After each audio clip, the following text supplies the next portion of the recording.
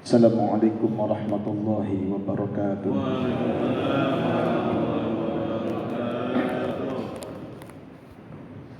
Bismillahirrahmanirrahim.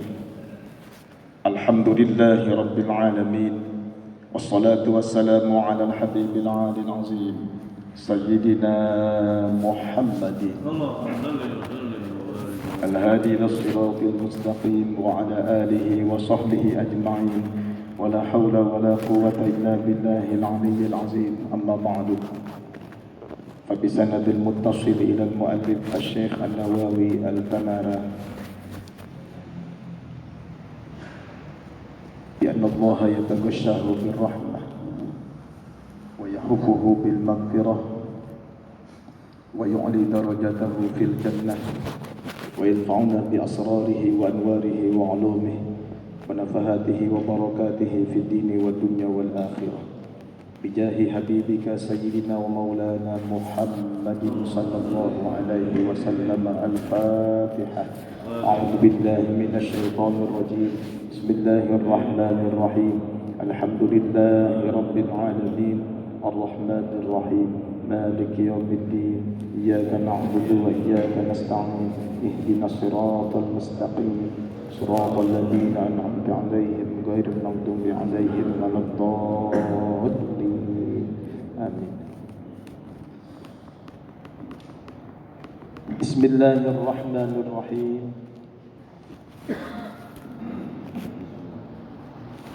أعوذ بالله من الشيطان الرجيم. بسم الله الرحمن الرحيم.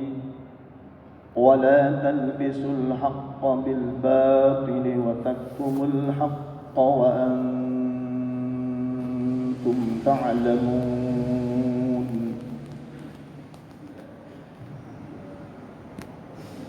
ولا تلبسوا الحق بالباطل. Dan janganlah kalian mencampur adukan yang hak dengan yang batil. Wa taktumul haqqa, dan menyembunyikan akan yang hak. Wa antum ta'lamun, sedangkan kamu mengetahui. Pada ayat yang ke-42 ini merupakan sambungan daripada ayat-ayat sebelumnya, yakni Allah Subhanahu wa taala mengingatkan kepada orang-orang Bani Israel. Ya Bani Israil adkuru ni'mati allati an'amtu alaikum. Pertama, Allah Subhanahu wa taala mengingatkan kepada orang-orang Yahudi. Maksudkan Yahudi di sini adalah orang Yahudi yang berjumpa, berkumpul bersama-sama dengan Rasulullah sallallahu alaihi wasallam dan para sahabat-sahabatnya di kota Madinah. Ini yang lebih dikenal dengan Bani Nadir dan Bani Quraidah. Allah mengingatkan mereka untuk mengingat nikmat-nikmat yang telah Allah berikan kepada mereka.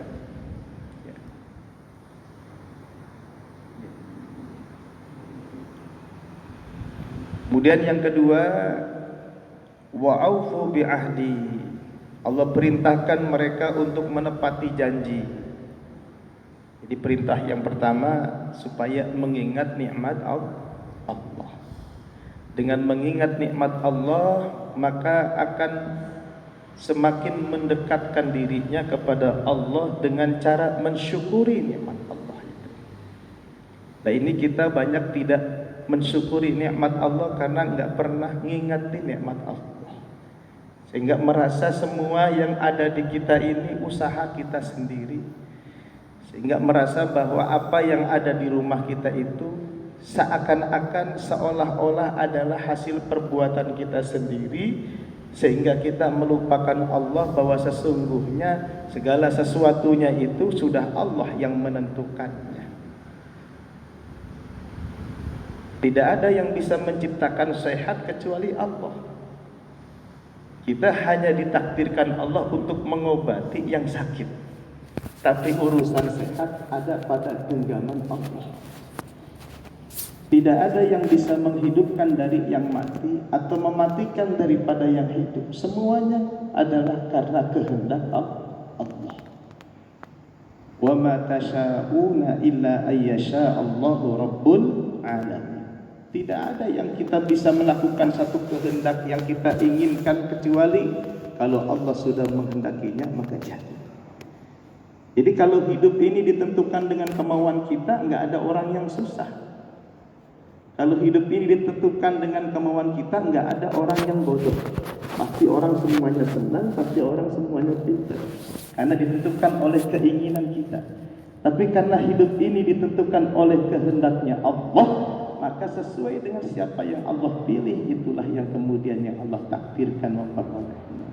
Maka dengan kita mengingat nikmat Allah, ya Allah, alhamdulillah, kita sibuk apapun kita masih bisa menyempatkan ngaji sebulan sekali. Alhamdulillah.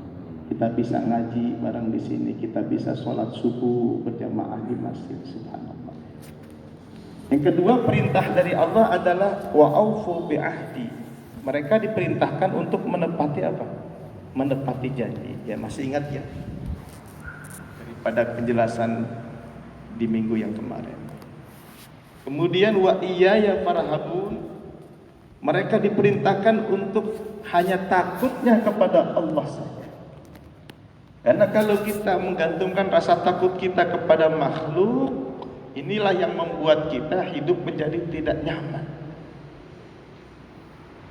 Ibadah harus diketahui oleh makhluk. Itu. Hidup kita kalau sudah ada rasa takutnya kepada makhluk yang senantiasa menghantui kita, maka tidak akan kita menemukan ketentraman dan kedamaian. Mesti yang kita takuti hanyalah siapa? Hanyalah Allah. Ini perintahnya Allah kepada orang-orang Bani Israel, diingatkan kepada orang Yahudi di zaman Nabi kita Muhammad sallallahu alaihi wasallam, sekaligus mengingatkan kita sebagai umat Nabi Muhammad sallallahu alaihi wasallam.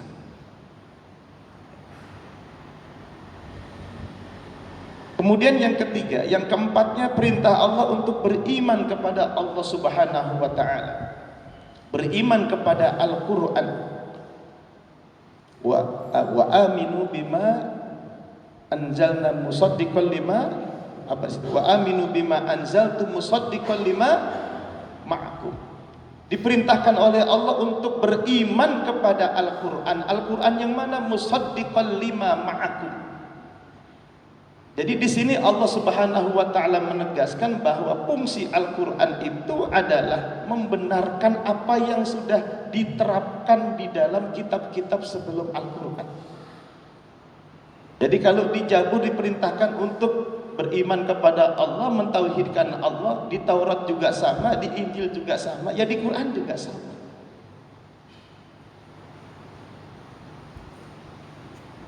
Jadi kalau di dalam Taurat diperintahkan untuk beriman kepada Nabi kita Muhammad SAW, dalam Al-Quran juga sama. Gitu. Dan sehingga mereka itu, kalau sudah mendapatkan pelajaran daripada kitab-kitab yang sudah mereka pegang, mestinya mereka tinggal ngamalin. Gitu. Maka datangnya Rasulullah SAW diutus di tengah-tengah mereka itu untuk memantapkan keyakinan mereka terhadap ajaran-ajaran Allah yang telah diberikan kepada mereka melalui Rasul-Rasul Allah sebelum Rasulullah Sallallahu Alaihi Wasallam. Jadi sesungguhnya kehadiran Nabi kita itu memperkuat mereka untuk semakin mantap yakin kepada Allah dan mengimani semua Rasul-Rasul Allah sampai kepada pengamalan di dalam kitab Taurat untuk beriman kepada Nabi Muhammad Sallallahu Alaihi Wasallam. Jadi diperintahkan juga mereka sesungguhnya diperintahkan untuk mengimani Nabi Muhammad Sallallahu Alaihi Wasallam. Itu begitu. Di samping diperintahkan untuk beriman kepada Al-Quran, mereka juga dilarang untuk menjadi orang yang kufur kepada Al-Quran. Wala takunu awwala kafirin bih. Jadi satu ayat itu perintah mengimani Al-Quran, termasuk di dalam satu ayat itu juga larangan mengkufuri Al-Quran. Artinya apa? Karena memang perintah untuk mengimani kitab-kitab Allah itu sudah termaktub di dalam kitab-kitab mereka. Sudah ada. Itu begitu. Maka tatkala mereka tidak mempercayai Nabi kita Muhammad SAW, berarti secara langsung mereka itu tidak mempercayai kitab-kitab yang mereka pegang. Kenapa? Karena Taurat dan Injil perintah untuk mengimani Nabi kita Muhammad. Namun tatkala Nabi kita Muhammad sudah ada di tengah-tengah mereka, ya, falamma ja'akum ma'arafu kafaru bihi. Maka tatkala datang, tatkala hadir orang yang Allah utus untuk menjadi khatamun nabiyyin di tengah-tengah mereka, yang mereka sudah kenali dari kitab-kitab yang mereka pegang, kafaru bihi. Mereka malah justru kufur kepada Nabi Muhammad. Berarti kalau mereka kufur kepada Nabi Muhammad, sama halnya mereka kufur kepada Taurat, kufur kepada Injil. Kenapa? Karena Taurat dan Injil menggambarkan tentang Nabi kita Muhammad SAW, dan mereka wajib untuk mengimaninya. Gitu maksudnya. Jelas kira-kira itu? Jadi kalau mereka tidak percaya kepada Nabi kita Muhammad, tidak mengimani Nabi kita Muhammad, sama halnya mereka tidak mengimani Taurat dan Injil. Walaupun kitab mereka sendiri.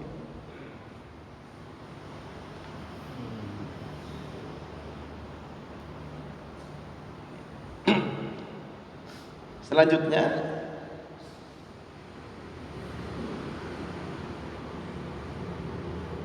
Allah melarang mereka untuk menjual kitab-kitab Allah dengan harga yang murah. Maksudnya apa?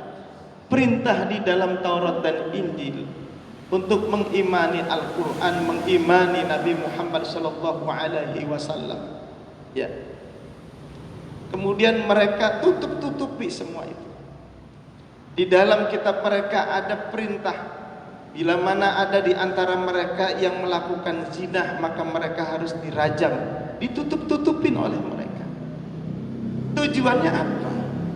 Tujuan mereka itu hanya untuk thamanan qalilan. Thamanan qalilan ini, yang dimaksudkan thamanan qalilan ini apa? Thamanan qalilan ini adalah harga yang murah ini ya dunia. Mereka hanya untuk mendapatkan popularitas, yang popularitas mereka ini akan berakhir seiring habisnya masa hidup mereka di dunia. Sementara imannya mereka kepada Al-Quran, imannya mereka kepada Nabi kita Muhammad justru akan menyelamatkan mereka bukan hanya di dunia, sampai di akhirat kelak. Sekarang saya tanya, lebih mahal yang mana? Mengimani Al-Quran dan Nabi Muhammad, atau mereka menutup-nutupi sifat-sifat Nabi kita untuk mendapatkan popularitas di kalangan umat mereka? Ya justru jauh, nggak bisa dibandingkan, itu nggak sebanding. Jadi kalau kita membandingkan antara iman kepada Al-Quran, iman kepada Nabi Muhammad, dengan menutup-nutupi perintah beriman supaya mendapatkan upeti daripada orang lain, supaya mendapatkan penghargaan dari orang lain, ini perbandingan yang jauh sama sekali. Gak bisa dibanding-bandingkan. Kenapa? Karena terlalu jauh. Mengimani Nabi kita, mengimani Al-Quran itu adalah untuk keselamatan dunia dan akhirat mereka, sementara menunggu upeti dari orang-orang yang mereka bodoh-bodohi, mendapatkan popularitas dari orang-orang yang mereka bodoh-bodohi. Karena kalau seandainya dibuka, kejujuran ini diungkap di dalam Taurat dan Injil, habis sudah. Saya ulangi lagi, andaikan kejujuran ini diungkap, bahwa sesungguhnya di dalam Taurat dan Injil ada perintah untuk mengimani khatamun nabiyyin, yaitu Muhammad SAW, dengan sifat-sifat yang sudah diperkenalkan Allah di dalam kitab mereka, maka habis. Tidak ada lagi mereka yang percaya kepada pemuka-pemuka mereka. Mereka akan berbondong-bondong masuk kepada ajaran agama Nabi Muhammad SAW. Lah ini mereka tutup-tutupi, yang mahal itu mereka buang untuk memperoleh yang murah. Apa yang murah? Ya hanya untuk mendapatkan popularitas, hanya untuk mendapatkan dunia. Ya kan dengan begitu dia masih diberikan upeti. Kemarin masih kita baca di sini, minas safalati minhum, Jadi orang-orang rendahan di antara mereka itu bisa dibodoh-bodohi mereka. Bisa ngasih upeti penghargaan buat pada tokoh-tokoh agama. Nah, itu sudah terjadi sejak zaman Nabi kita Muhammad sallallahu alaihi wasallam. Meskipun ada di antara tokoh-tokoh mereka yang meninggalkan ya ajaran-ajaran yang telah mereka tutup-tutupi itu, berpindah kepada mengimani Nabi kita Muhammad, ya habis ditinggal juga. Padahal tadinya mereka sangat mengagumi Abdullah bin Salam, tadinya mereka sangat mengagumi Wahab bin Munabbih, tadinya mereka sangat mengagumi Ka'ab al-Ahbari. Lah ini tokoh-tokoh ahlul kitab yang hafal kitab, paham tentang kitab, karena mereka melihat tokoh-tokoh ini kemudian beriman kepada Nabi kita Muhammad SAW, yang mereka tinggal. Jadi jangan lagi umat Islamnya gitu, jangan lagi Nabi kita Muhammad SAW. Tokoh-tokoh yang tadinya mereka belajarnya dengan mereka, ketika berpindah beriman kepada Nabi kita, mereka apakan? Mereka tinggal, bahkan mereka musuhi. Itu sudah digambarkan sifat-sifat itu terjadi jauh sejak zaman Nabi kita Muhammad sallallahu alaihi wasallam. Itu digambarkan seperti itu. Nah, ayat yang ke-42 ini ya, merupakan isi daripada apa itu? Perintah dan larangan Allah kepada siapa? Kepada orang-orang Bani Israel itu. Nah, di dalam ayat yang ke-42 ini adalah larangan untuk mencampur adukan yang hak dengan yang batil. Larangan untuk mencampurkan apa? Mencampur adukan yang hak dengan apa? Dengan yang batil. Kemudian larangan menyembunyikan yang hak. Yang terjadi bagi kalangan orang-orang Yahudi itu, mereka melakukan kedua-duanya. Mencampurkan yang hak dengan yang batil. Bagaimana gambarannya? Kita lihat bagaimana keterangan daripada Syekh Nawawi Al-Bantani di dalam menafsirkan wala talbisul haqqa bil batil wa taktumul haqqa. Wal ba'u lil isti'anati. Ba pada kata-kata bil batil itu lil isti'anah. Jadi mencampur adukan yang hak demi memperjuangkan yang batil gitu. Jadi yang dibela yang hak atau yang batilnya? Yang batilnya.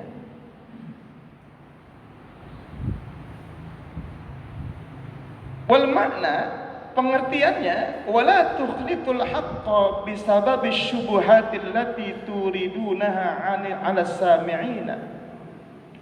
Dan janganlah kalian mencampuri yang hak dengan sebab kesubhatan yang mereka datangkannya kepada orang-orang yang mendengarkan mereka. Wadhalika li anna nususul waridata fi Taurati wal Injili fi amri Muhammadin kanat nususan khafiyatan yahtaju fi ma'rifatiha ilal istidlali.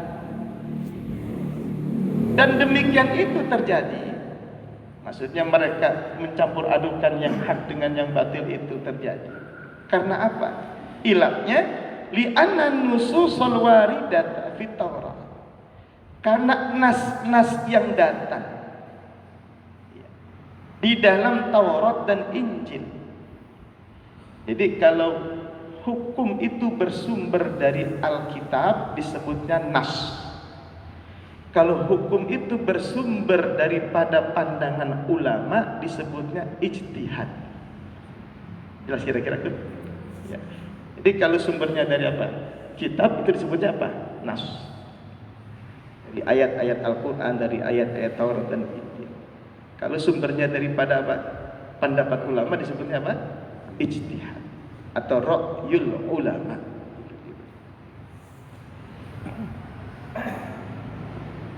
Karena sesungguhnya nas-nas yang datang di dalam Taurat dan Injil fi amri Muhammadi, di dalam perkara Nabi kita Muhammad sallallahu alaihi wasallam, kanat nususan khafiyatan yahtaju fi ma'rifatiha ilal istidlal. Adalah nas-nas yang masih samar-samar, yang membutuhkan untuk mengenali nas-nas yang samar itu ilal istidlali, kepada pengambilan dalil-dalil yang lain. Tsumma annahum kanu yujadiluna fiha, kemudian bahwasanya mereka itu memperdebatkan di dalam masalah nas-nas di dalam Taurat dan Injil yang menjelaskan tentang Nabi kita Muhammad sallallahu alaihi wasallam. Wa yusawwisuna wajha dilalati 'alal muta'ammilina fiha. Dan mereka sengaja yusawwisun. Kalau bahasa yusawwisun itu bikin rancu gitu. Padahal Taurat dan Injilnya sudah jelas bahwasanya di kitab Taurat dan Injil ini digambarkan tentang sifat-sifat Nabi kita Muhammad sallallahu alaihi wasallam. Tapi mereka bikin rancu, jalan pengambilan dalilnya mereka bikin rancu. Nanti kita lihat di sini. Alal muta'ammilina fiha, atas orang-orang yang muta'ammilin, orang yang menalar di dalam nas-nas itu yang menghubungkan tentang perkara Nabi kita Muhammad sallallahu alaihi wasallam. Sebab apa? Bisababi ilqa'is syubuhati, dengan sebab untuk memberikan kesyubhatan kepada orang-orang yang mendengarkan Taurat dan orang-orang yang mendengarkan apa? Injil. Padahal nasnya itu sudah apa? Sudah jelas. Wa atainahumul kitaba ya'rifunahu kama ya'rifuna abna'ahum. Kami berikan kepada mereka itu Alkitab, yang dengan Alkitab itu mereka mengenal Nabi kita Muhammad sallallahu alaihi wasallam kama ya'rifuna abna'ahum, seperti mereka mengenali anak-anak mereka sendiri. Berarti keterangan tentang perkara Nabi itu jelas enggak dalam kitab mereka? Sampai digambarkan oleh Allah, mereka mengenal Nabi kita itu seperti mengenali anak mereka sendiri. Nah, jadi kalau bukan mengenali tetangga mereka atau saudara mereka, digambarkan Allah kama ya'rifuna abna'ahum, seperti mereka mengenali anak mereka sendiri. Sekarang kalau orang tua sama anaknya kenal apa kagak? Ya mesti kenal. Bayangannya kalau orang mengenal orang lain seperti anak sendiri, kayak apa coba? Terang benderangnya sosok orang tersebut bagi mereka itu. Tapi mereka bikin apa? Bikin samar. Lah inilah jadi ayat tentang wala talbisul haqqo bil batil. Para mufassir, kalau kita bandingkan dengan beberapa tafsir-tafsir yang lain, ini memang khitabnya itu tentang perkara Nabi Muhammad sallallahu alaihi wasallam. Jadi sebelum dikembangin kepada urusan yang lain, ya, karena memang ini urusan penafsiran Syekh Nawawi menggambarkan bahwa kalimat wala talbisul haqqo bil batil ini adalah perkara tentang Nabi kita Muhammad sallallahu alaihi wasallam di mata orang-orang Yahudi. Yang mereka sesungguhnya sudah mengenali Nabi kita, tapi dibikin samar-samar. Bagaimana sifat-sifat Nabi kita Muhammad sallallahu alaihi wasallam yang mulia, dengan keadaannya baik khalqun maupun khuluqunnya itu, bentuk penciptaannya yang bagus, dari mulai ujung rambut sampai ujung kakinya yang bagus, digambarkan mereka dirubah-rubah lagi ya. Yang seharusnya bentuk tubuh Nabi kita itu warnanya, warna kulitnya itu adalah warna yang cemerlang, digambarkan oleh mereka itu tiba-tiba warnanya agak gelap. Yang rambutnya itu ikal, digambarkan mereka itu warna rambutnya itu apa bahasanya? Ini kan sengaja mereka samar-samarkan supaya di benak sami'in, di benak orang-orang yang mendengarkan, ini kok gambaran nabinya kok seperti itu, tidak seperti nabi-nabi kita yang bagus-bagus. Nah, jadi ini masih hitopnya kepada orang-orang Bani Karena di depan Allah mengatakan, ya bani Israil dzkuru ni'mati allati an'amtu 'alaikum, termasuk lanjutannya adalah wala talbisul haqqo bil batil. Syekh Nawawi menggambarkan oleh karena orang-orang Yahudi, orang Bani Israel, mereka membuat samar tentang sifat-sifat Nabi kepada orang-orang yang mendengarkan kitab Taurat dan Injil. Tujuannya apa itu? Bisababi ilqa'is syubuhati. Tujuannya dengan sebab untuk memberikan syubuhat. Syubuhat itu apa? Sesuatu yang masih belum jelas. Padahal keterangan tentang Nabi kita sudah sangat jelas. Wa antum ta'lamun, sedangkan kalian mengetahui ma fi idlalil khalqi minad dararil azimil aidi alaikum yaumal qiyamah. Padahal kalian tahu apa-apa yang ada di dalam menyesatkan makhluk. Jadi bagaimana hukuman orang yang menyesatkan orang lain? Itu begitu. Minad dararil azimil aidi, berupa kebahayaan yang besar yang bakal kembali alaikum kepada kalian yaumal qiyamah, yang akan terjadi di hari apa? Di hari kiamat. Jadi itu bukan hanya mereka yang sesat, tapi mereka yang bikin apa? Yang bikin sesat. Lah gambaran seperti ini terjadi di mana Rasulullah SAW menggambarkan bahwa nanti akan terjadi satu masa di mana ilmu itu akan dicabut oleh Allah Subhanahu wa taala. Bukan ilmunya yang dihilangkan dari bumi ini, tapi biqabdil ulama, dengan cara Allah matikan para ulama. Nah, hari ini kita kalau bicara tentang wafatnya para ulama, sudah berapa ratus kita ditinggal oleh paku-paku bumi ini. Ya. Dalam lama kita dapat kabar bahwa Habib Ja'far Al-Kaf Kudus itu meninggal dunia kemarin.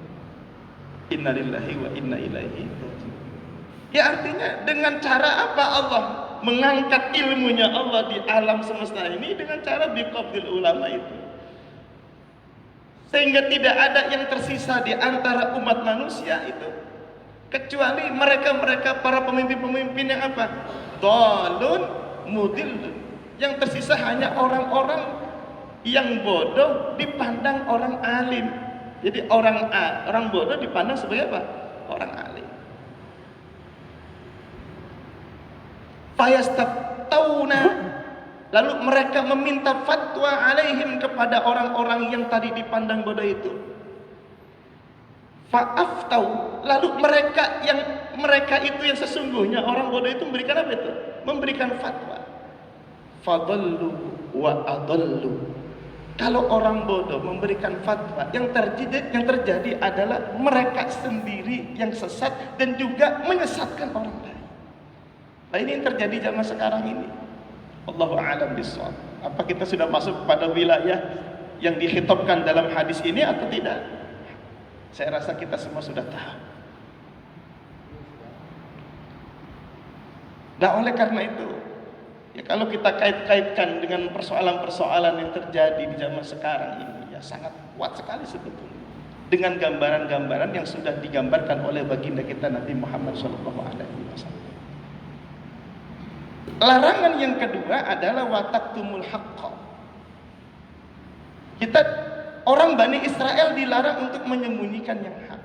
Makanya ada sabda Rasulullah SAW mengatakan, man su'ila an ilmin fakatamahu aljamahullahu bilijamim minan nar. Barang siapa orang yang ditanya tentang ilmu, padahal dia alim, dia tahu, tapi dia nggak mau memberitahu kepada orang-orang yang apa? Yang membutuhkan nasihat daripada ilmu yang telah Allah titipkan kepada dirinya. Apa kata Allah ancaman di sini? Kata Rasulullah, aljamahullahu bilijamim minan nar. Maka ancamannya orang itu akan diketom oleh Allah dengan ketoman daripada api neraka. Kalau digambarkan, saya ketika ngaji tentang hadis ini, bahasa ketoman itu ditombak dari duburnya sampai tembus kemana? Ubun-ubunnya. Karena apa? Karena memang dilarang kita menyembunyikan ilmunya. Wa taktumul haqqa. Lah ini ayatnya, meskipun khitabnya kepada Bani Israel, tapi kita sebagai umat Nabi kita Muhammad SAW. Kalau kita baca dalam bait syairnya Syekh Ibnu Ruslan dalam kitab Matan Zubat, gimana sana?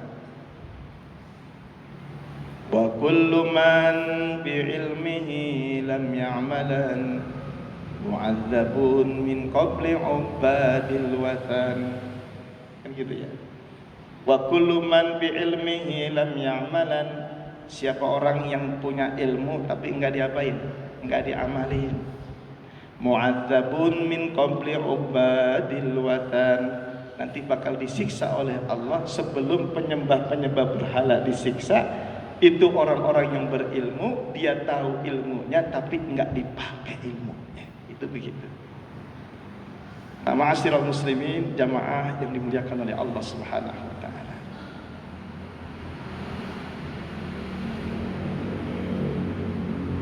Wa antum ta'lamun ditafsirkan wa antum ta'lamuna ma fi idlalil khalqi min ad-dararil 'azimil 'aidi 'alaikum yaumal qiyamah. Lantaran mereka menyesatkan orang lain, karena disembunyikan kebenaran-kebenaran yang ada dalam Taurat dan Injilnya. Itu merupakan kebahayaan yang sangat besar yang justru nanti akan al-'aid 'alaikum, akan kembali kepada mereka di hari kiamat. Wa dzalika li anna talbisa sara sarifan lil khalqi an qabulil haqqi ila yaumil qiyamati.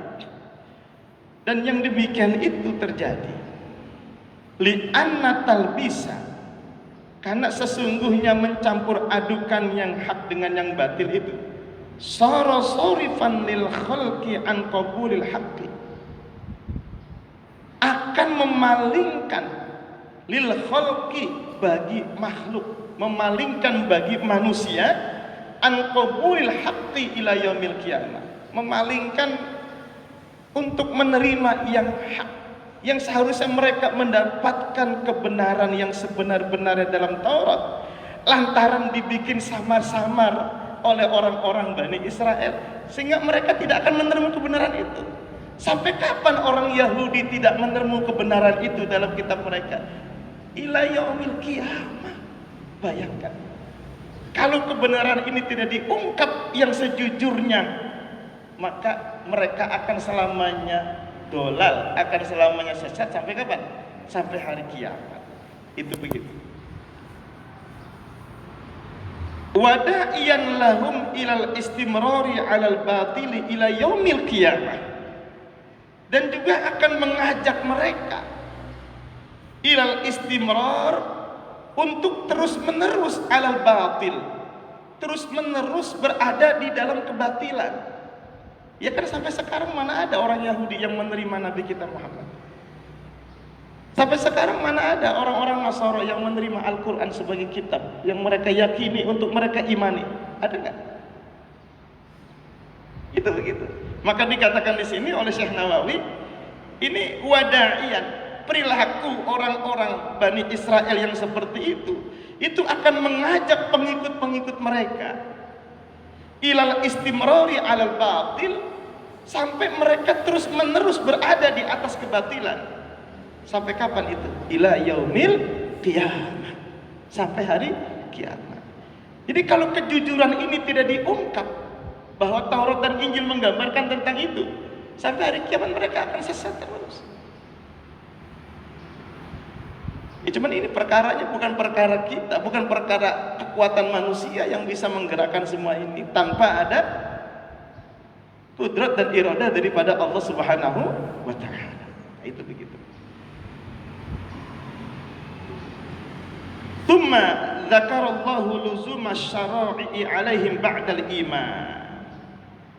Nah, lantaran orang-orang Bani Israel menutup-nutupi kebenaran di dalam kitab mereka, tsumma dzakarallahu luzuma syara'i 'alaihim ba'dal iman, kemudian Allah menyebutkan akan luzuma syara'i, perintah untuk melazimkan menjalankan syariat-syariat alaihim atas mereka ba'dal iman, setelah mereka beriman. Jadi ada di antara kalangan orang Yahudi yang ternyata mereka juga banyak yang mengikuti ajaran Nabi kita Muhammad Shallallahu Alaihi Wasallam. Artinya setelah mereka beriman kepada Al-Quran, beriman kepada Nabi kita, Allah perintahkan mereka untuk menjalankan syariat-syariatnya.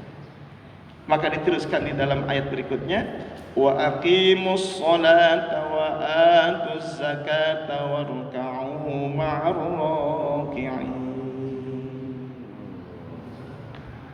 Ini khitabnya bagi mereka orang Yahudi yang sudah pindah menjadi orang beriman. Wa aqimus sholata ay atimus shalawatil khamsa. Sempurnakanlah salat yang 5.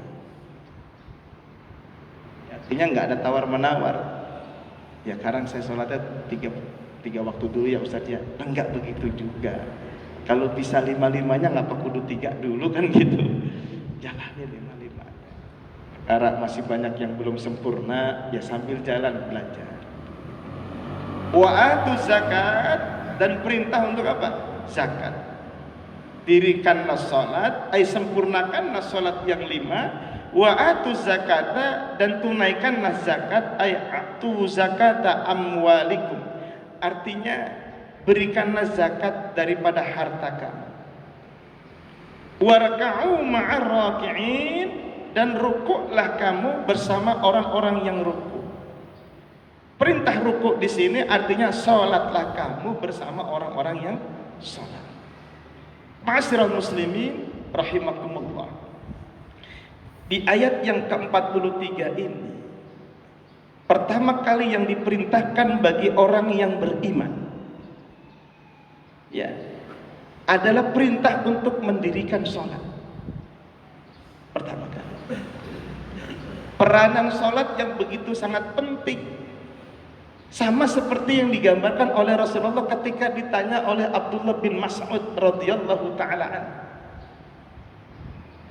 Beliau datang kepada Rasulullah, bertanya kepada Rasulullah, ya Rasulullah, ayyul a'mali ahabbu ilallah.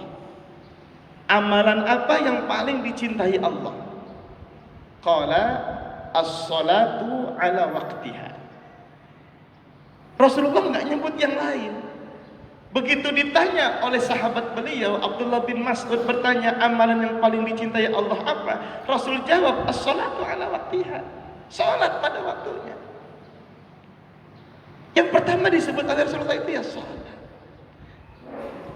Kalau kita lihat mengapa salat yang pertama kali disebutkan oleh Rasulullah, karena nanti yang pertama kali bakal ditanya amalan kita di hari kiamat itu bukan yang lainnya kecuali salat kita.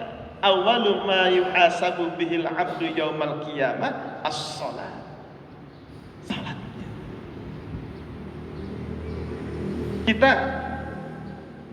punya anak-anak sekolah, mungkin mereka ada yang jauh, kuliah di tempat yang jauh. Pandangan mata orang tua ketika anak keluar dari rumah udah nggak bisa lagi niat apa yang dikerjain sama anak kita. Ya, pendengaran kita udah terbatas, nggak lagi bisa ngedengar apa yang diomongin sama anak kita, nggak bisa. Tangan kita udah nggak bisa genggam anak kita, kaki kita udah nggak bisa ngejar anak kita. Mereka berangkat sekolah tempat yang jauh tanpa bisa kita jamah. Indra kita terbatas. Kita hanya pesan sama anak kita, nah, emak, bapak nggak bisa ngasih nasihat apa-apa. Yang penting sholat jangan ditinggal. Mengapa perintahnya tuh anak hanya disuruh sholat? Karena ketika kita sudah tidak lagi mampu untuk bisa menjaga anak kita karena ada keterbatasan diri kita itu, maka sholat itulah yang nanti akan menjaga dengan izinnya Allah Subhanahu wa ta'ala. Karena hakikat sholat itu sesungguhnya tanha anil fahsya'i wal munkar. Jadi kita pasrahkanlah kepada Allah. Ketersambungannya penjagaan Allah kepada anak kita itu adalah bagaimana dia menjaga hubungannya kepada Allah dengan cara menjalankan sholat 5 waktu. Udah nggak banyak-banyak nasihat kita kepada anak kita. Dia sekolah di Jogja, dia sekolah di mana saja, silakan. Pesan kita cuma satu, nak, satu. Babak cuma ngasih perintah kamu di mana-mana jangan lupa sholat, sholat. sholat. Jadi hakikat sholat itu sendiri yang nanti akan apa? Yang akan menasehati dirinya. Tanha anil fahsya'i wal munkar. Bukan emaknya, bukan babanya, bukan siapa-siapanya, tapi sholat itu sendiri nanti. Lah itulah perintah kata-kata aqimus sholat, mendirikan sholat. Karena sholat itu hidup. Sholat itu hidup. Dia bukan mati sampai dimulai dari kita takbir sampai salam, kemudian sholat itu selesai. Enggak. Hakikat sholat itu hidup. Sepanjang hidupnya kita di alam jagat raya ini. Itulah yang diinginkan oleh Allah. Mengapa sholat begitu tinggi derajatnya? Allah perintahkan haji, cukup malaikat Jibril turun datang ke bumi. Allah perintahkan zakat, cukup diperintahkan, Rasulullah nggak perlu naik ke langit 7 kok. Allah perintahkan untuk birrul walidain, semuanya perintah-perintah Allah, tanpa harus Nabi kita dipanggil Allah naik ke tempat yang dimana makhluk Allah nggak pernah sampai di situ illa Rasulullah Sallallahu Alaihi Wasallam. Lah ini untuk mendapatkan satu perintah yang sangat istimewa. Kenapa? Karena perintah inilah yang sesungguhnya akan mengantarkan manusia selamat dunia dan akhirat. Jadi salat itu hidup. Kenapa? Banyak nasihat-nasihat dalam sholat itu. Coba kita belum sholat, baru kita wudhu saja dosa kita sudah habis kok. Maka jangan kita selalu murung, putus asa. Dosa saya banyak banget Ustaz. Tadi sudah sholat, sudah wudhu, sudah dipakai ilmu wudhunya dipakai. Insya Allah habis dosa-dosa. Makanya Abu Dar Al-Ghifari dia nanya sama Rasulullah. Abu Dar Al-Ghifari, ya Rasulullah, amartana bis sholat, amartana bil wudhu, amartana bis zakat. Dia nanya itu, pamal wudhu, pamal sholat, pamal zakat. Apa itu wudhu ya Rasulullah? Rasulullah katakan ketika ditanya apa itu wudhu, la sholata liman la wudhu alahu, fa innal wudhu ala kafaratu ma taqaddama minadz dzunub. Wahai Abu Dzar, tidak sah sholat kalau enggak ada wudhunya. Fa innal wudhu ala kafaratu ma taqaddama minadz dzunub. Wudhu itu bakal ngapusin dosa-dosa kamu yang telah lalu. Sholatnya belum dikerjain, dosanya sudah habis lantaran wudhu. Bagaimana dengan sholatnya gitu? Maka rahmat Allah ini banyak yang disediakan buat kita. Sebanyak apapun dosa kita, masih kalah banyak dengan rahmatnya Allah Subhanahu wa ta'ala. Maka optimislah terus kita dalam menjalankan ibadah kepada Allah ini. Perkara dalam perjalanan hidup kita ada dosa-dosa, dan maka kita kikislah itu dengan ibadah kita. Makanya gini, kalau kita ingin masuk surga, mengandalkan amalan kita yang gak bakal ketemu jalannya. Nah, sholat kita aja masih banyak ingat di luar urusan sholat. Mungkin wudhu kita banyak gak sempurna. Tapi dengan rahmat Allah yang diberikan kepada orang yang mau sholat, itu saja udah cukup. Mau kita sholat aja udah bagus.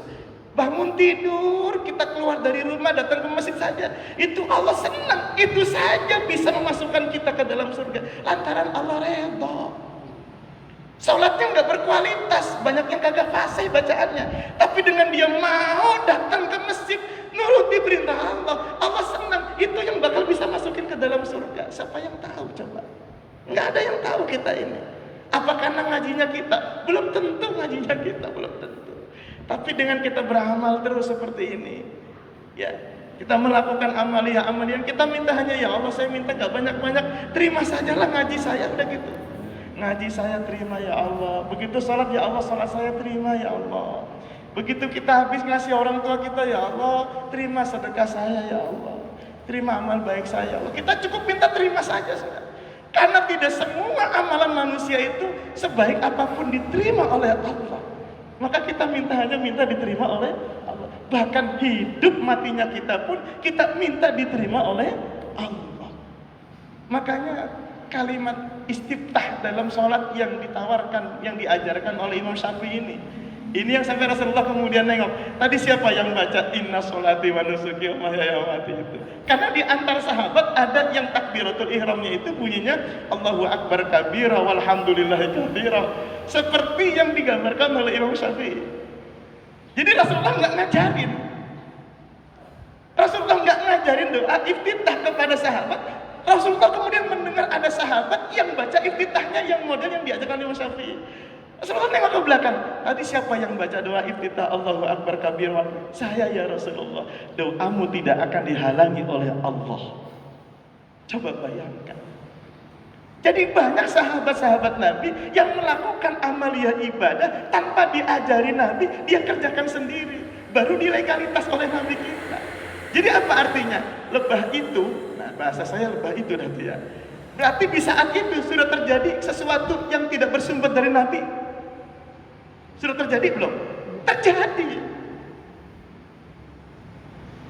Sudah terjadi sesuatu yang tidak bersumber dari Nabi, sampai-sampai Nabi nengok ke belakang. Tadi siapa yang baca doa Allahu Akbar kabira walhamdulillahi katsira wa subhanallahi bukratan wa asila. Terus sampai inna sholati wa nusuki. Sebelum salat ada sahabat ngajung, saya ya Rasulullah. Apa kata Nabi? Apa dikatakan? Kamu bid'ah dolalah, kamu masuk neraka. Enggak. Rasulullah katakan, doamu tidak akan terhalang kepada Allah. Masya Allah. Sampai begitu selesai salat ada sahabat doanya begini. Allahumma inni as'aluka bi anni asyhadu annaka antallah la ilaha illa antal ahadus samadul ladzi lam yalid wa lam yulad wa lam yakul lahu kufuwan ahad. Nabi enggak ngajarin sahabat itu doa kayak begitu. Nabi panggil lagi dalam peristiwa yang lain. Tadi siapa yang doanya kalimatnya seperti yang tadi saya bacakan. Saya ya Rasulullah. Semua permintaan kamu itu diijabah oleh Allah.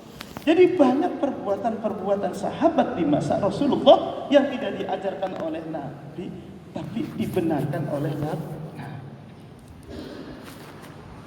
Nah, kita masukkan sekarang di sini bahwa perintah pertama ketika orang tadinya Yahudi kemudian menjadi mukmin, perintahnya adalah zakarallahu luzumasy syara'i wa aqimus shalah.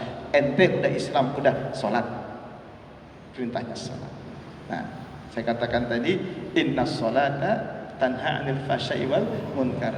Salat itu nantilah yang bakal nasihatin anak-anak kita termasuk diri kita sendiri. Kita pasrahkan kepada siapa? Allah Subhanahu wa taala. Wa atuz zakat.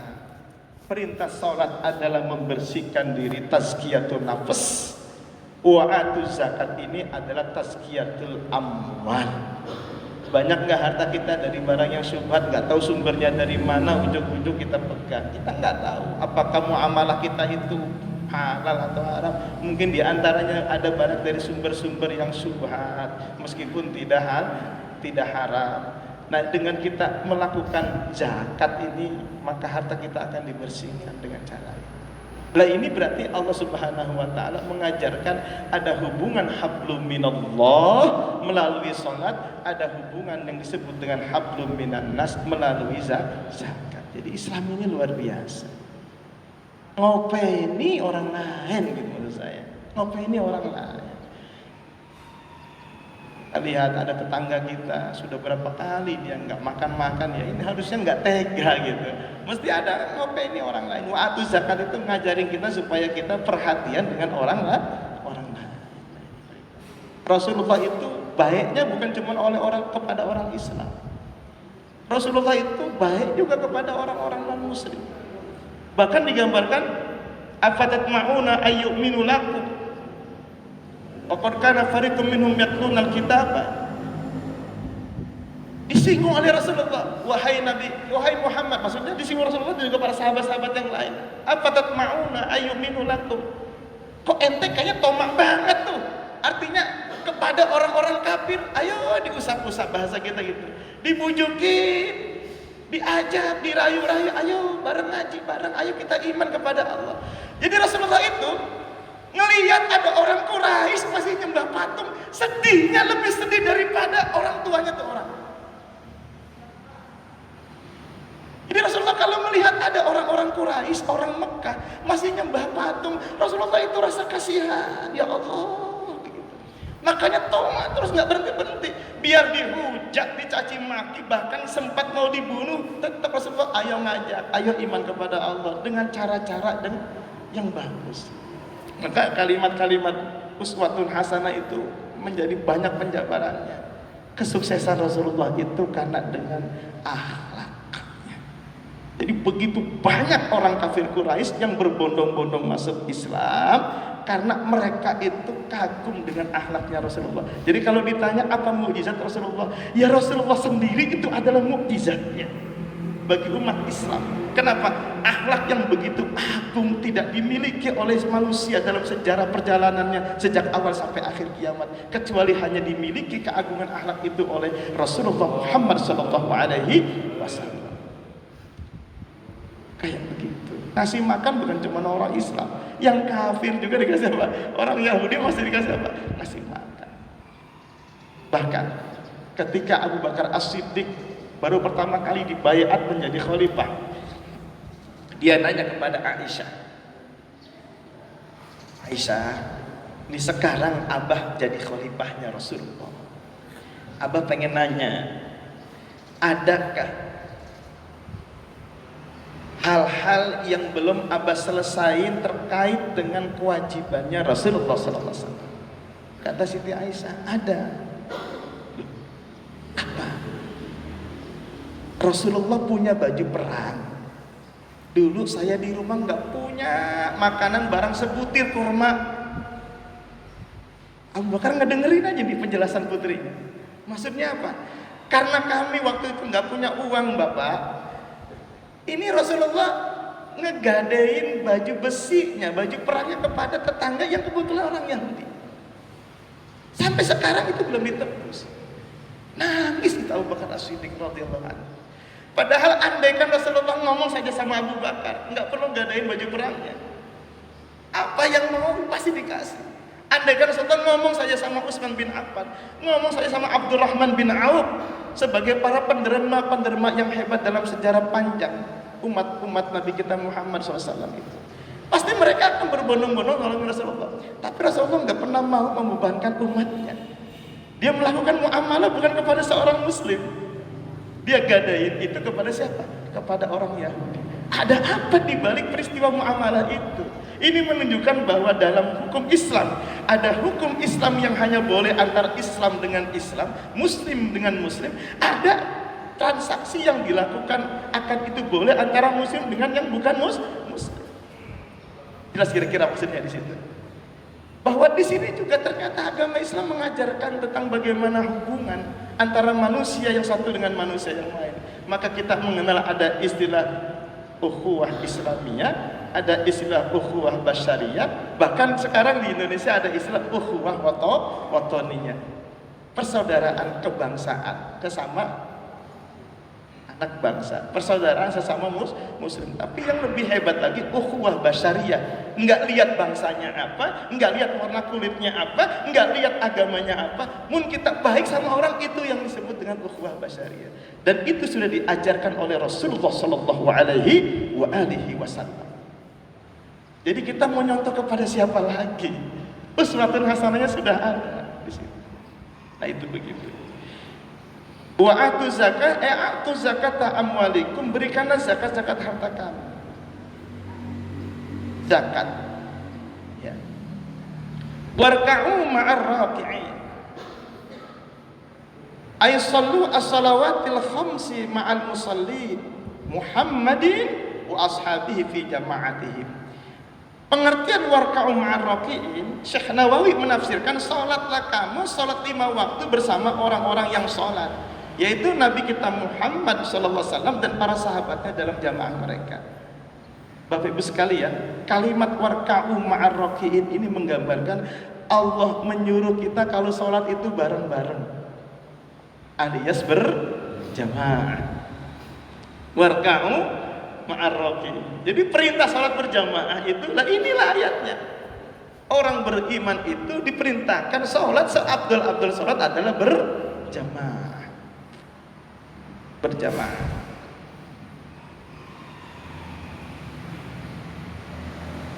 Wa khassallahu ar-ruku'a bidzikri. Allah mengkhususkan kata ar-ruku' di dalam penyebutkan warka'u. Kenapa enggak menggunakan wasjudu ma'as sajidin? Tapi Allah menggunakan kalimat warka'u ma'ar raki'in. Ditafsirkan tahridun lil yahudi 'alal ityani bi sholatil muslimin. Ini karena tahrid itu maf'ulnya maf'ul li ajli.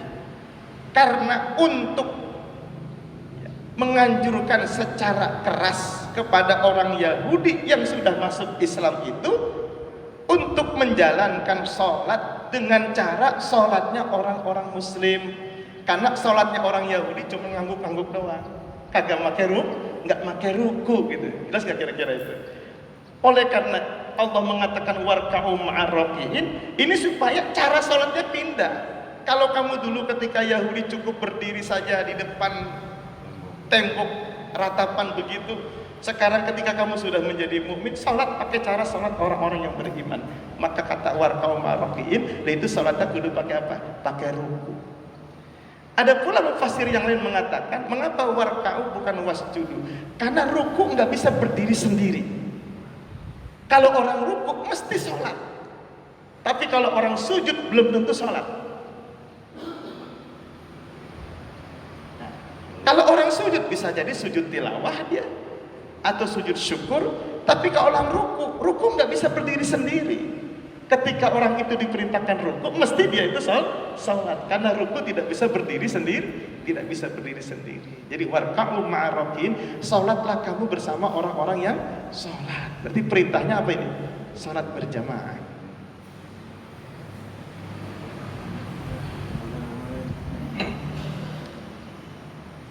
Fa innal yahuda la ruku'a fi salatihim, maka sesungguhnya orang Yahudi itu enggak ada rukuknya di dalam salat mereka.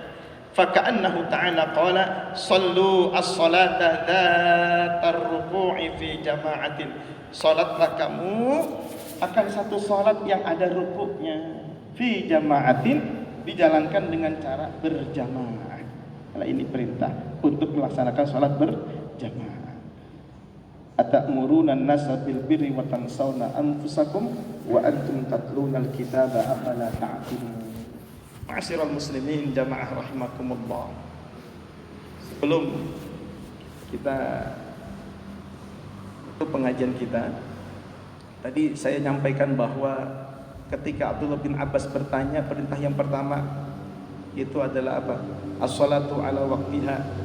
Ada 3 pilar yang diberikan penjelasan oleh Rasulullah. Bahkan dalam riwayat yang lain itu bahkan lebih daripada 5 sebetulnya. Tapi yang di dalam riwayat Bukhari Muslim itu ada 3 perintahnya. Yang pertama adalah sholat, yang kedua birrul walidain. Ditanya lagi, tsumma ayyun ya Rasulullah? Ya. Qala al jihadu fi sabilillah. Mereka disuruh untuk berjihad di jalan Allah. Ini kata berjihad ini memiliki apa? Interpretasi yang sangat luas, panjang kali lebar. Ya. Karena ini harus konteksnya ini harus apa? Harus proporsional. Ya.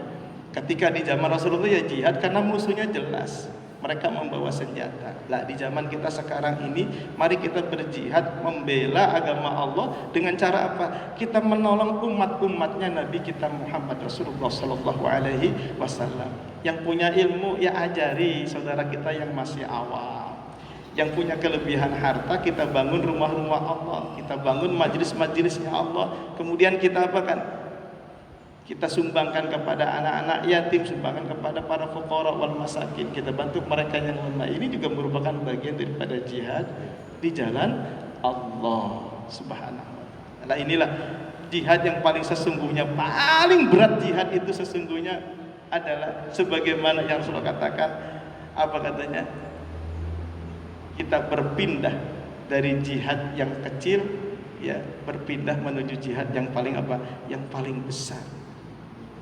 Ketika selesai perang Badar, sahabat itu darah itu masih pada nempel di wajah, darahnya masih nempel di badan. Ya Rasulullah, rasa-rasanya ini jihad yang paling berat ini, karena 3 berbanding 1. Apa kata Rasulullah ketika ditanya, wa mal jihadul akbar ya Rasulullah? Jawaban Rasulullah, jihadun nafsi. Jihad yang paling berat itu adalah melawan hawa nafsu kita sendiri. Jelas kira-kira itu? Nah, itu maksud saya. Semoga Allah Subhanahu wa taala meridhai kita semua, berkahi kita semua. Kita baca Ummul Quran suratul Fatihah di majelis yang barokah ini ya. Dengan wasilah kita mengaji ya Allah, kaji tafsir daripada Syekh Nawawi Al-Bantani, Kita mohon kepada Allah Subhanahu wa taala memasuki tahun baru 2021, semoga khususnya Indonesia Allah jadikan baldatun thayyibatun wa rabbun ghafur. Fitnah-fitnah semuanya hilang dari negeri kita ini. Segala macam penyakit, musibah dan bala semoga dihilangkan oleh Allah Subhanahu wa taala.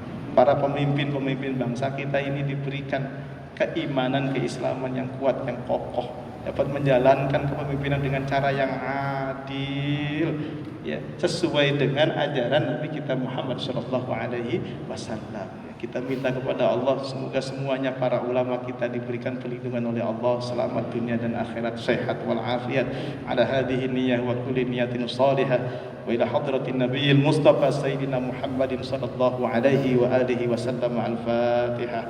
A'udzu billahi minasy syaithanir rajim. Bismillahirrahmanirrahim. Alhamdulillahi rabbil alamin, arrahmanir rahim, maliki yaumiddin, iyyaka na'budu wa iyyaka nasta'in, ihdinas siratal mustaqim, siratal ladzina an'amta 'alaihim ghairil maghdubi 'alaihim waladdallin. Astaghfirullahalazim, astaghfirullahalazim, astaghfirullahalazim. Bismillahirrahmanirrahim. Alhamdulillahi rabbil alamin, hamdan yuwafi ni'amahu wa yukafi mazidah. Ya Rabbana lakal hamdu kama yanbaghi li jalali wajhikal karim wa 'azimi sultanik. Subhanaka la nuhsi thana'an 'alaika anta kama athnayta 'ala nafsik. Falakal hamdu hatta tarda wa lakal hamdu idza radita wa lakal hamdu ba'da ridha. Allahumma salli wa sallim 'ala sayyidina Muhammadin karimil aba'i wal ummahat. Allahumma inna nas'aluka bi anna nashhadu annaka antallah la ilaha illa antal ahadus samadul ladzi lam yalid wa lam yulad wa lam yakul lahu kufuwan ahad. Allahumma anfa'na bima 'allamtana. Rabbi 'allimna alladhi yanfa'una. Rabbi faqqihna wa faqqih ahlana wa qarabatin lana fi dinina ma'ali kutri untha wa dzakar. Allahumma ighfir li ummati sayyidina Muhammad. Allahumma arham ummata sayyidina Muhammad. Allahumma astur ummata sayyidina Muhammad. Allahumma jbur ummata sayyidina Muhammad. Allahumma aslih ummata sayyidina Muhammad. Allahumma afi ummata sayyidina Muhammad. Allahumma ihfaz ummata sayyidina Muhammad. Allahumma arham ummata sayyidina Muhammadin rahmatan 'ammatan ya rabbal alamin. Allahumma ighfir li ummati sayyidina Muhammadin maghfiratan 'ammatan ya rabbal alamin. Allahumma kshif an ummati sayyidina Muhammad sallallahu alaihi wasallam.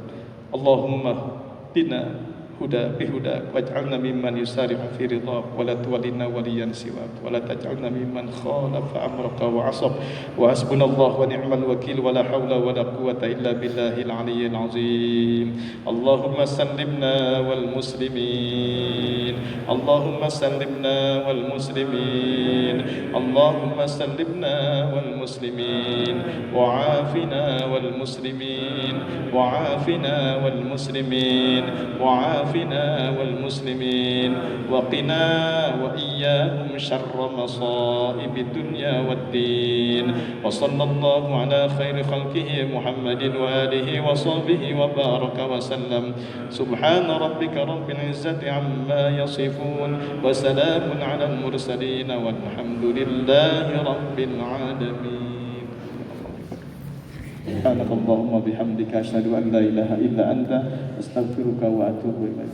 Allahumma waffiq ila aqwamit thariq billahi taufiq wal hidayah wa ridha wal inayah. Assalamualaikum warahmatullahi wabarakatuh.